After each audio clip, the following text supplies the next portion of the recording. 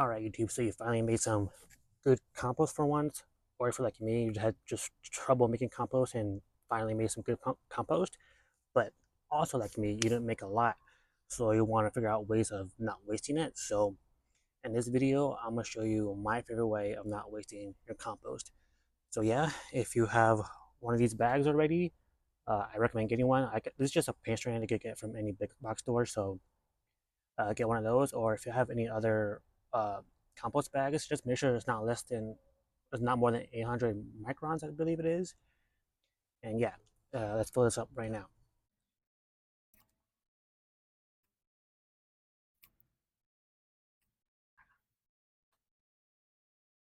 All right, YouTube. So there's two real big popular ways of not wasting your compost or make it your compost more effective, make it go longer than if you just use it as a seedling mix or however else.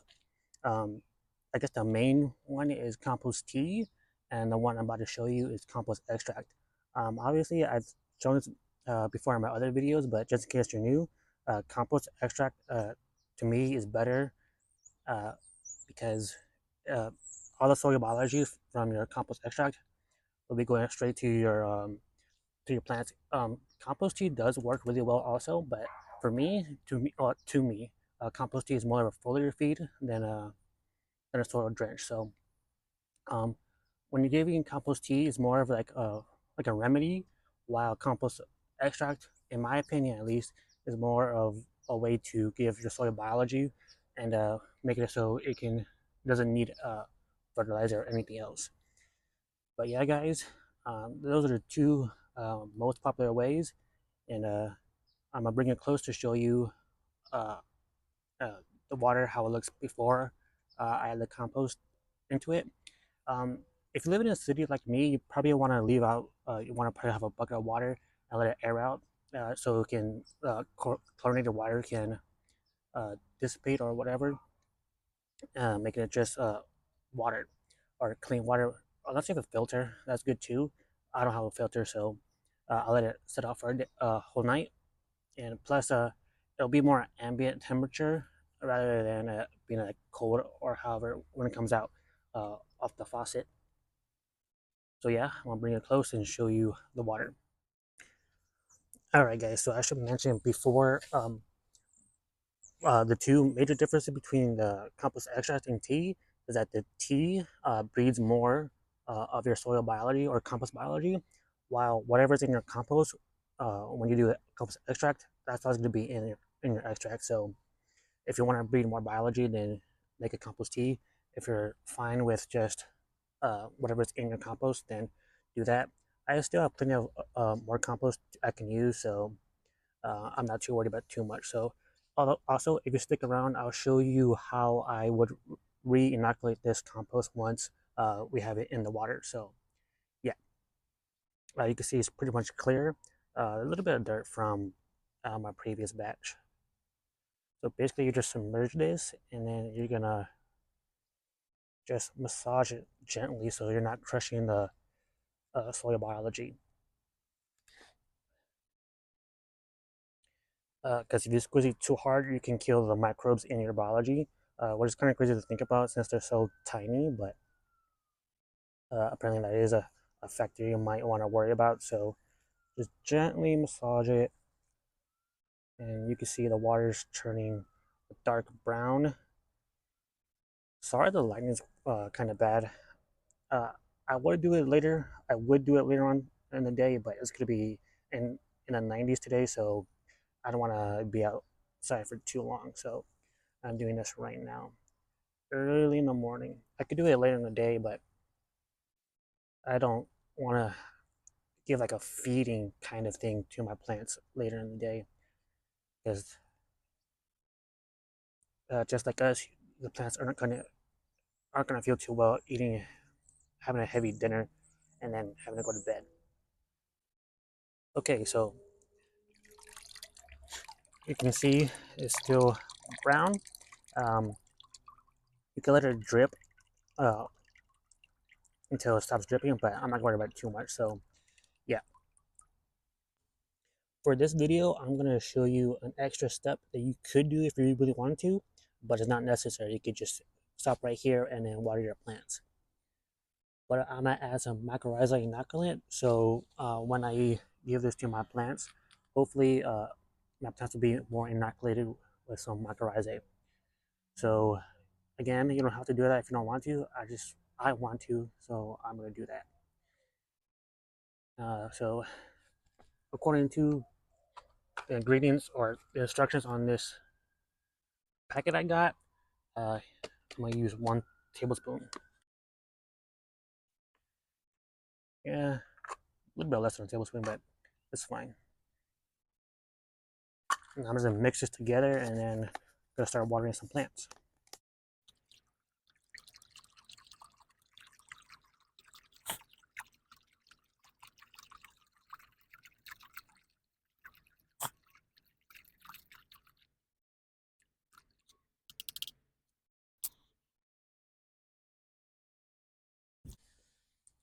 Okay, guys, so the mycorrhizae is just giving my compost extract the extra boost that it needs to help my plants even more. But uh, I'm gonna show you in a second how I plan to reinoculate my compost that I just used for the extract. Alright guys, so I haven't done an update video on this area for a while now. Just know on this one, I was able to get a harvest. This one, I could probably get a harvest right now. So after I'm done watering the compost extract with the mycorrhizal inoculant, I'll probably harvest some of these peppers afterwards. But these three are new, plus this one. If you remember, this is my native soil with my native soil with 10% compost soil mixture. Uh, the plant I was originally to be one of these, but I think the royal police ate it, so uh, uh, all season it wasn't growing anything. So this is why this one is so small compared to this one, or even this one. This one may be bell pepper or it might be a habanero. I'm not sure. I guess we'll find out sooner or later. All right, so hopefully we have a long enough season to see uh, what it turns out to be. I'll probably save some seeds from it if I get a harvest from it at all. But yeah, I'm gonna add the compost extract right now. I don't know if I ever mentioned to you guys, but over here is a potato that I started growing. Um, if you want, I'll show you an update video on that, I guess. I was planning to make an entire series of me growing potatoes, but that didn't go as well as I hoped. So only one potato came out. So yeah, that's why I didn't make a video on that.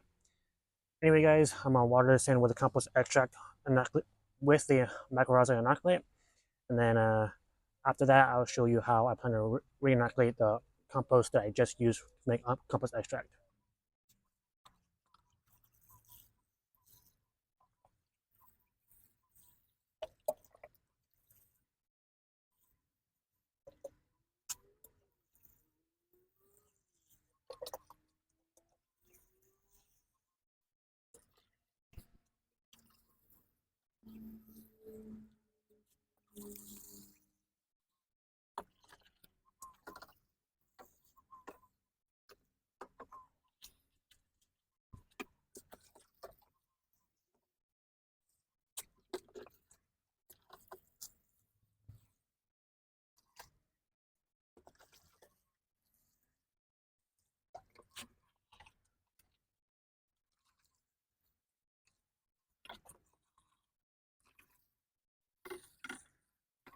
All right, guys. So let me know if you guessed it. If you thought I was to show you my worm bin on how to re-inoculate your used compost.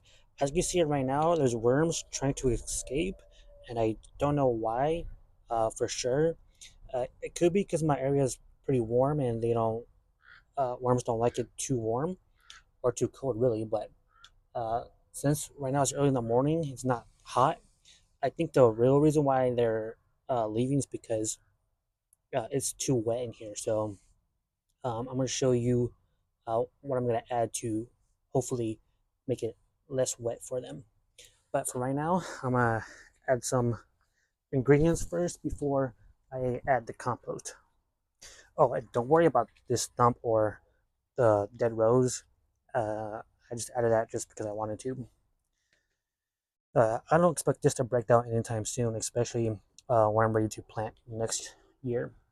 So right here, I just have some ooh, some coffee grounds.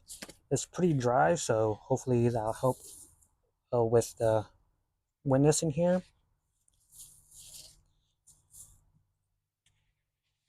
But I'm gonna use half of this coffee grounds to put in here, and then I'm gonna use the other half on my compost pile. So the trash can compost pile.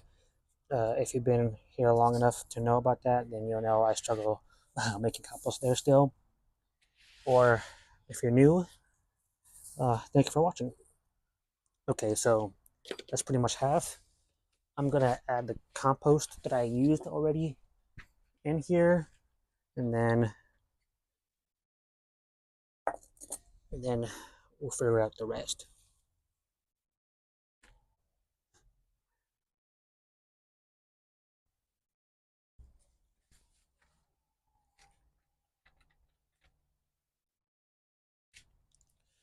Okay, so you can see this compost isn't broken down all the way. There's still little big chunks, so the worms will do a great job of making that into great worm castings. Plus the coffee grounds.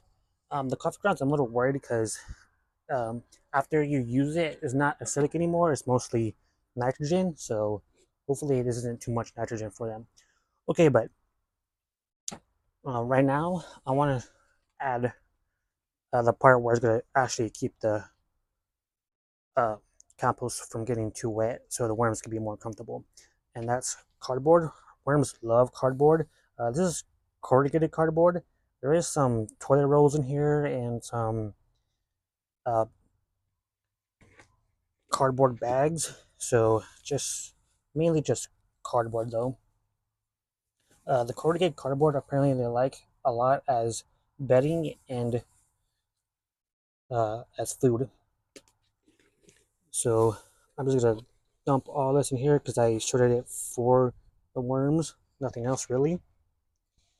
So next time when I make compost extract, I'll just add the compost extract on top of this. Okay, so now I want to make sure they have enough worm grit. So, because if you don't know, worms don't have guts; they have gizzards like chickens. So they need grit to break down all the stuff they're gonna eat. Before I add that, um, I'm gonna add some compost extract, as you saw me make earlier. Um, Hopefully, with the inoculant that I put in here, it'll be also in here for next year because apparently inoculants can last for about a year to 18 months. I don't want to make sure it's too wet. Like again, that's why I did the cardboard. Um, Hopefully, I heard that inoculant can be in your compost for a year to 18 months. That's how your inoculants can survive throughout the winter. That's why there's mycorrhizae in fruits and vegetables every year. But yeah, let me just get the worm grit right now. Alright guys, so I wasn't speaking for this part because I was wearing a dust mask, so it would be hard for me to speak, or it would be hard for you guys to hear me to speak, but this is biochar that I made. This is basically my own worm grit that I made on my own, so this is biochar in here, some old soil, or old fertilizer that I had, and some blended up eggshells, so that's all the stuff that's in there. I'm using that as my worm grit, or at least my main base worm grit. And you can see now I just added some my native soil. Hopefully that will re-inoculate my compost also, or bring back the biology from my soil to the compost also. I just added some shredded leaves just because I wanted to, not because any particular reason. Worms love leaves, so that's good also. Um, I put diatomaceous earth because I noticed there's some roaches and other bugs that I didn't want in here, so I'm hoping that that this that this will kill them off. If it doesn't, then I guess I'll just do it again. But yeah, apparently this is good for that. Also, act like some silica and some worm grit also. So yeah, that's it for that. Alright guys, so I think that's it for today's video. Hopefully you enjoyed today's video. It was pretty simple, pretty quick, in my opinion. Yeah, if you enjoyed this video, It would be greatly appreciated if you left me a like, a comment, and subscribe. We're almost at 500 subscribers. I think we're at 56 subscribers left. So if you haven't subscribed already, please subscribe, and hopefully I'll see you in the next video. Peace.